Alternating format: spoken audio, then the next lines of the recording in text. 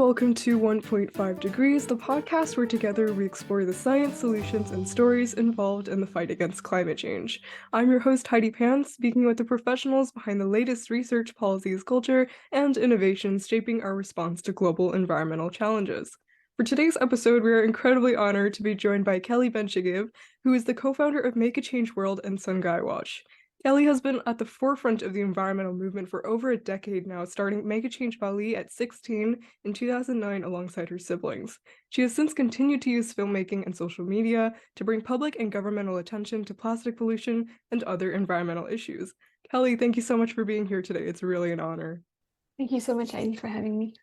I guess to get started, can you tell me a little bit more about the work that you do with Sungai Watch and Make a Change World? Yeah, for sure. So both of those groups and organizations are dedicated to fighting plastic pollution. Sungai Watch is much more of a river cleanup organization, so we're very much on the ground. We have a large team of river warriors cleaning up Indonesia. And Make a Change World was our first venture with my brothers, and it's all about media and trying to use crazy ideas to garner people's attention on the issue of plastic pollution. The projects that you do with both Sungai Watch and also Make a Change World are really inspiring and super innovative. So you and your siblings, you were brought up in Bali. Did that influence your approach to environmental activism and such? And I guess also, did you ever have like a moment when you realized that this is the work that you wanted to do? Like, how did you end up here? I think it's a great question. We are, so I always talk about we, it's Gary and Sam, my two younger brothers, and we are originally French. And we moved to Bali 19 years ago. So I was 12, Gary was 10, and Sam was 7 at the time. And I think growing up in a city and then moving to a super beautiful island, I think that was kind of an eye-opening and culture of shocks, of environment. And we were lucky enough to have been brought up right next to the beach. So before school, after school, we would jump into the ocean. And I think as the years passed by, we kind of saw the degradation of the beach, pollution coming more and more. And so that was the trigger for us to start something. And it was as simple as just cleaning it up. We just had pairs of hands. We had not many resources, but we felt like we had to do something. And to answer your second part of the question, no, I never thought I would dedicate my life to it. I studied economics and finance. I was, I think, set on the path, a classic corporate investment finance or investment banking route. But I quit my job 5 years ago to really dedicate myself to this cause. Would you say that it's like a lot more fulfilling? Oh, for sure. I think fulfilling is the right word. It's very much aligned with, I think, my values, and it kind of deconstructed what society expected of me, but in a good way. I think I always imagined myself like continuing the cleanup work as a side project or volunteer project, but I realized that it could become a full-time job. And even just the word job for me, it's more just like more passion work and something that needs to be done by someone. So we felt like we could harness it at least in our community. It's really cool. You mentioned that you started this organization with your brothers. I'm also an older sibling. I have a younger brother myself, and we don't exactly always align on the same things all the time. What was it like, I guess, to start and then run an organization with your brothers? I'm very curious. I think we're like every other sibling. We do get into like short fights as well, but we love each other so much, and I think it's been so organic that we've never really planned everything throughout. And it happens that we're very complementary in skills, and like we have very different personalities as well. So it kind of balances out. There's one that's like more of a dreamer, and someone that's way more realistic and is able to make sure projects are running. And then someone else is in the middle. So it's like a really, really good balance. And I would say it's super productive in that I've worked in big groups before in corporates, and there's not that you can tell each other like whatever you want, and there's almost no filter, and it allows us to go way faster as well and create more impact at a quicker pace. Oh, that's really cool. So you guys kind of like have your own roles in a sense, and like that's really a really cool way to put it, of like balancing each other out in that sense. That's really cool. And it's also like another great thing is that we can, because the fight is sometimes kind of demoralizing, I think we're able to see as well whenever someone is a little bit less motivated, we are able to lift them up quite quickly as well, because we know each other by heart. So I think that's a huge plus of working with people that really know you. I think that that's so important, especially actually, like you've described in the past, that starting out was a bit like emptying the ocean with a small spoon. In times of like potential disillusionment in your work, so working with your brothers keeps you going. Is there any other like strategies, I guess, that you use to keep yourself going? Strategies per se, no, but I think it's the little wins that we've been able to see throughout the years that really show that there's hope. And the one that I always like to remind myself of is we've been, for instance, cleaning a big area of mangroves in South Bali. And those mangroves were really covered in different layers of plastics. It's been accumulating over the years. And because it's such manual work, it took us about a year and a half to like clear it up.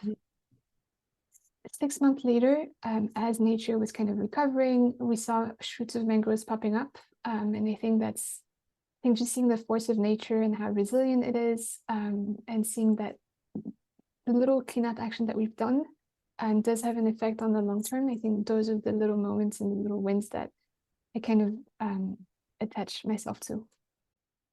Yeah, no, I've seen like the kind of like short videos that you post online of to see the before and after. It's like really such a stark difference, and the work that you do is just so important in reviving these ecosystems that are so important to our planet.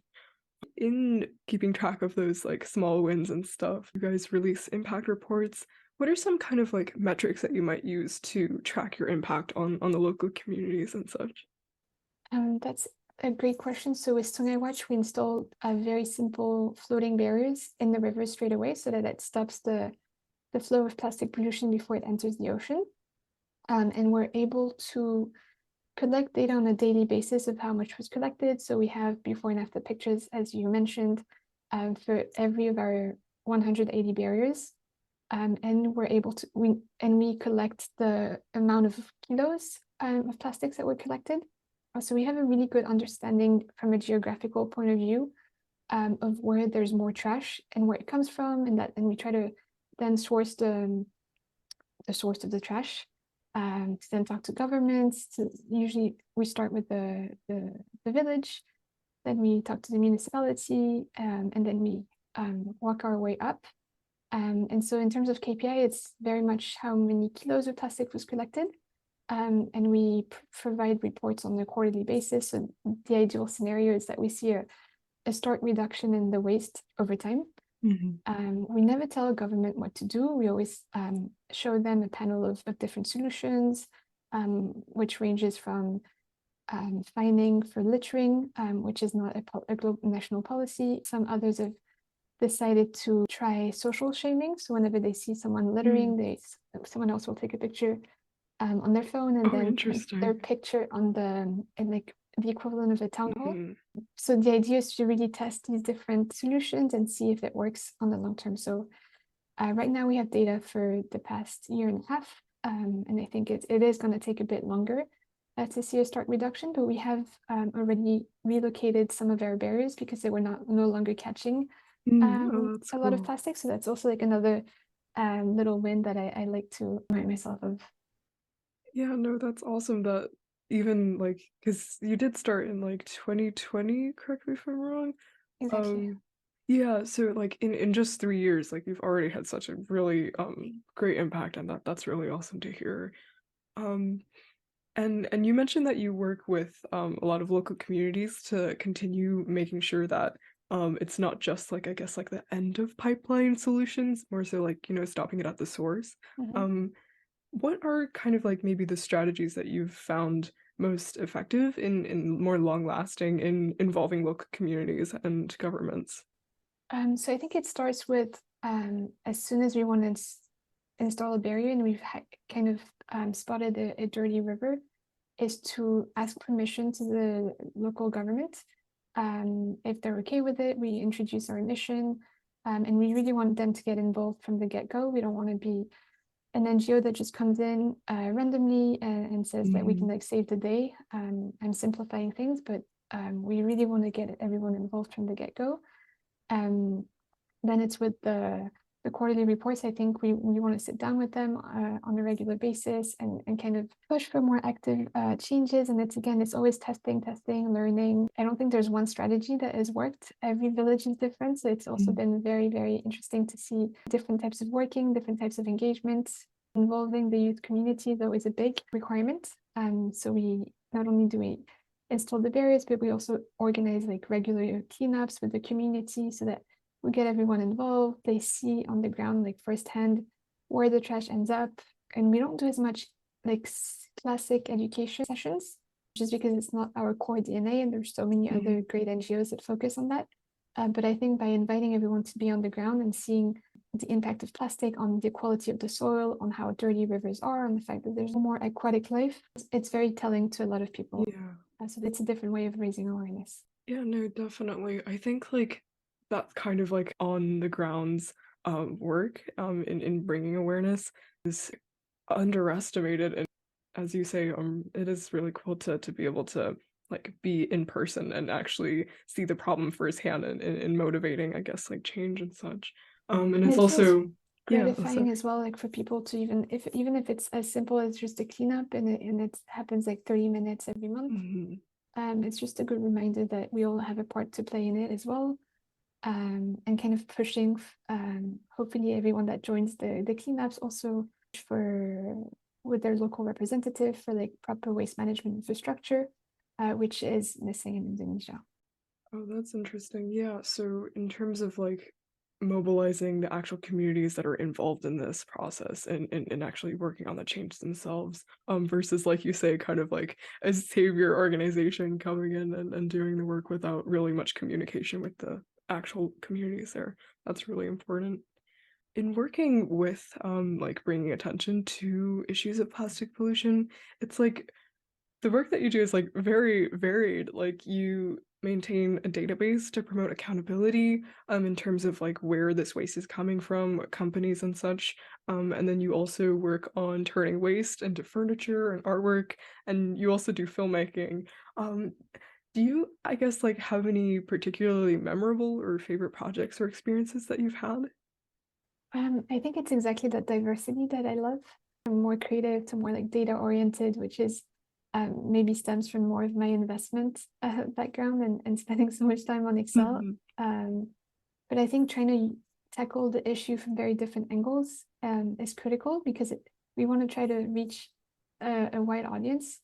Some people are more sensitive to art and like beautiful things and colorful images, and some will be way more fact driven. And so having a spectrum of different approaches, I think, is what I love about this the project in general. I tend to be more the numbers person, so that's the project I lead. Gary is more like on the video side, so is Sam. And then there's the adventure side of things as well. Like we like to do crazy stuff. I'm yet to do a like ultra marathon project or like going down kayaks, so I'm still brainstorming on my idea. But yeah, I think it's very much the diversity. Like no one day is the same. We always try to be a bit more creative in the way we approach the issue, and because we want to remain optimist, and we want to remind people that yes, we're destroying our planet, but there's still so many ways of reversing that, and that we can all, with our different backgrounds and different walks of life, contribute to that change.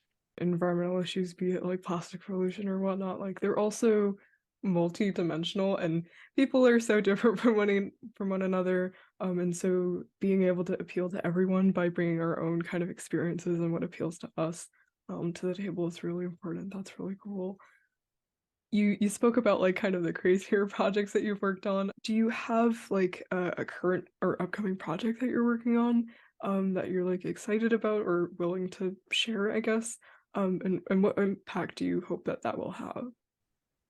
So we are working on an exciting crazy project, but it's still in the in the very early brainstorming Yeah. stage, so I'm not going to share too much just now Mhm. because it might change quite drastically. But our main objective this year, next year, and like in the years to come, because it is a long battle, is to really scale throughout Indonesia. Our work with Sungai Watch. So right now we're mainly focused in Bali, which is the island where we grew up. But Indonesia is such a big country. It's the fourth most populated country in the world. Mhm. It's one of the largest contributors to ocean plastic pollution as well. So there is definitely a ton of work to be done there. So our big goal is to clean up the 1,000 most dirty rivers in the country. And most of them are located in the big island of Java, which is neighboring to Bali. So we have a project focused on that island. And we're going to try to cover most of it in a quite quick way. It's going to be a project a bit similar to Sam's Run, from New York to Los Angeles, mixed with other projects that we've had. And it's going to be the three of us, and really involving the community much more than our other Make a Change World related projects. And the idea is to really bring our barriers to every locations where we'll go. So that's projected for Q4 this year, and we're starting to prepare for it. But it's still like, the reason I'm not sharing too much is that In again the we have so works, many yeah. ideas. Yeah, but I'm really excited about it. In the projects that you have done, can you walk me through maybe what like the process was like from start to finish and like maybe your favorite parts about the process? That's not a simple answer because we've never really planned everything. It's always Mm. just been organic growth. Give you an example. I think when we started Sungai Watch, it was during COVID. We were not able to travel, and so it was a really good moment to reflect on our social awareness campaigns that we used to do with Make a Change World, and we felt like it was time to have impact on the ground again, back to our roots of simple beach cleanups. So it was much more, how do you gather, invite the community again, work together. We've always worked, the three of us, Sam and Gary, and now we have a team of over 90 people full time. So it's very much been, how do you organize yourself in a structural way, in an efficient way? How do you fundraise to be able to create more impact? How do you remain super transparent? Because that's our mission. And how do you create a good working vibe as well? Because it is very difficult to clean rivers on a daily basis. It's definitely not fun. But we try to make it fun. We try to create a cohesive team spirit. The process is, it's just really just been a learning journey. Like even the barriers that we installed and came up with, like we took ideas from different engineers because there are a lot of existing trash boom systems. Mhm. We've adapted them to different types of rivers. We've had to go through 2 big monsoon season in Indonesia, and those are like definitely a big test because as soon as it rains, you have tons and tons of plastics coming at you at once, Mm. with really high river currents. Sometimes we get tree trunks as well, and none of us are engineers. So how do you adapt the technology as well? How do you connect with your online community through social media and try to get their advice as well? Yeah, no, that's really cool to hear and also definitely like in doing the groundwork, it is definitely really tough. Like what are some of the ways that you kind of like keep up morale and such? I think it's back to those little wins. And I Mm. think having now a bigger team as well, I don't know, there's just such high spirit in general. Like we never let ourselves down. It happens for sure, but like after like an hour, maybe where you find like things are a little bit more difficult, Yeah. you'll see a big smile from one of your cleanup crew, and then it just lifts you up That's um really cool. very Hmm. quickly. So I'm very fortunate to have an amazing team in that sense. Oh, that's awesome. Yeah, I do kind of want to like maybe turn back time a little bit. So you started Make a Change Bali when you were about actually my age. So what is some advice or I guess like resources that you might have for youth who are embarking on their journey into environmental work but might not know where to get started? That is a great question. I think to just get started, and even though you don't really know which direction you're going, I think it's okay. And just being super open to adapting to different methods. And I think, as we were talking about earlier, but if there's one approach that you're essentially starting with and it doesn't seem to be working, try a different path and really try to surround yourself with 1 or 2 people that will push you and has the same passion, more that collaborative approach and community aspect. It's often hard to start something by yourself. And there's just so far you can go, that if you get a nice group of people, even if it's just one person to start off with, and then as you're passionate, you'll convince others around you, and you'll gather momentum as you spread your message.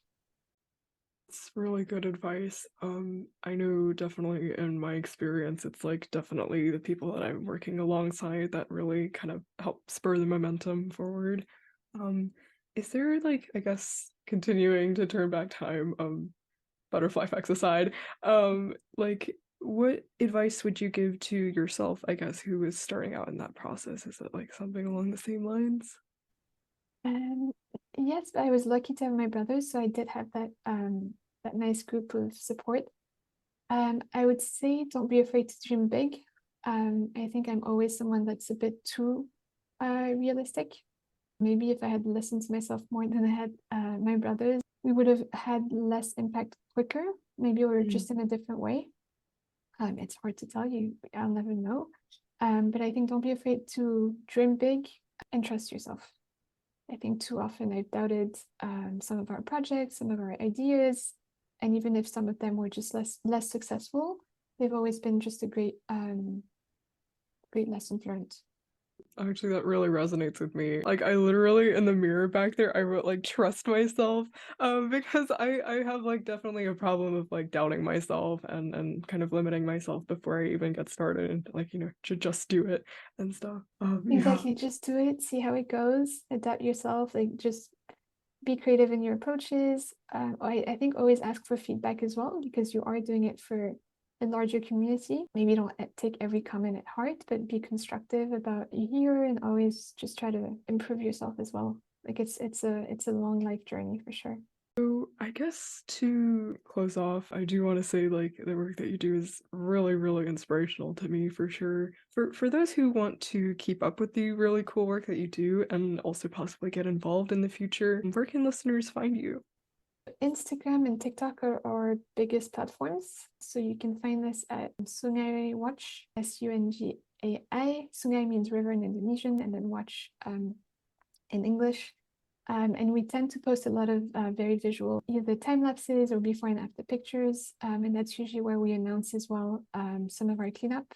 So every Friday we organize cleanups. It's still very much local in Bali, Indonesia, but for anyone that is abroad, I think just sharing the message of our work is always super, super helpful. And then we're on LinkedIn as well.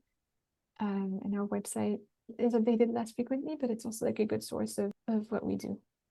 I will be sure to, I guess, like link everything down below or whatnot. Yeah. Thank you so much, Kelly, for being here. I really learned so much from this. Thank you so much for having me, and all the best with your podcast. Thank you so much.